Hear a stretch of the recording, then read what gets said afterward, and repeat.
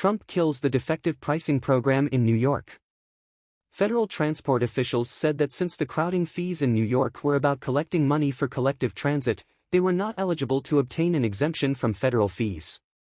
Hello viewers, welcome to Unboxing America. If you receive new information, please subscribe and click on the notification bell. He went again. On Wednesday, the Trump administration withdrew a federal permission for the short-term crowd pricing program in New York, which studies drivers entering a cordon covering the lower Manhattan.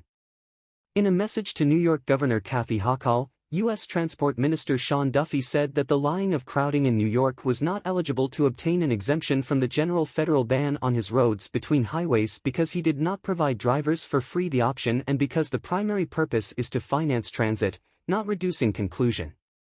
Duffy told the New York Post, which first reported his message, the crowd pricing plan in New York State is a slap in the face of American class and small business owners. President Donald Trump has looked at the demise of politics in the social fact. In her own statement, Hochol, which issued her symmetry suspension of the pricing of congestion in June 2024, only to revive the program shortly after the November 2024 elections, to prosecute the cancellation. MTA, the government agency that runs the New York City Metro and will receive congestion revenues, has filed a lawsuit against the Trump administration. Thus, the long and turbulent epic, the clown to implement the pricing of crowding in New York City. The Clarity Pricing Program was made for the first time by the New York Legislative Authority in 2019, with the double targets of collecting funds for the railway transport to New York City and reducing traffic in the crowded areas of the lower Manhattan. The initial plan was to start imposing fees for drivers in 2021, but the implementation of the program was delayed due to many practical and political obstacles.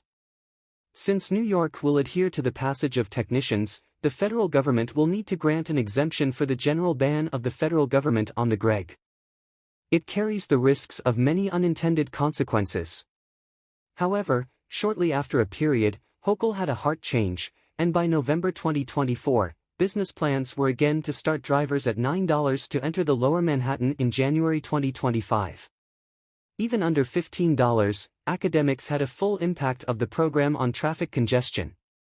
In the November 2024 paper, Michael Ostrovsky at Stanford University and Frank Young at the University of Chicago that the New York policy is to charge taxis and rental cars such as Uber and Lyft, which constitutes a large share of Manhattan, less than enter the crowding area will urge the impact on crowding. Likewise, Ostrovsky and Young also says the New York plan to charge the full fees between 5 a.m. and 9 p.m. On the days of the week, acute reduced fees outside that time period will reduce their impact on congestion. Delivery drivers, another major traffic source, can avoid full fees by entering the congestion area early in the morning and staying in the area during peak hours. Initial data on the first month of the pricing of congestion bearing these predictions.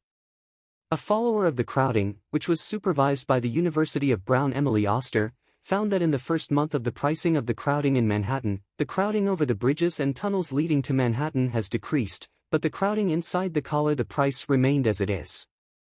It has an impact on travel behavior outside the region, but it does not seem to have a tangible impact inside the region. This is a big problem, says Mark Scribner, a transport researcher at the publishing this site. What is the purpose of the collar pricing? It is to reduce congestion inside the collar. Scribner says that the minimum visible traffic is the product of Manhattan used primarily as a collective transit tool in New York. Therefore, the fees were set to increase revenues to the maximum and reduce the political reaction, and not reduce congestion. So the Trump administration has a point when it says that the crowd pricing scheme in New York is not in line with the purpose of VPPP. However, Scribner says that the Trump administration's cancellation of crowding fees in New York is an example of the huge forces enjoyed by federal officials of the non-federal transport policy. This indicates that the federal government has a lot of the authority of countries and localities to climb its infrastructure and implement road prices. This is really something that Congress must address. Thanks for watching this video. Please subscribe to Unboxing America to receive more information.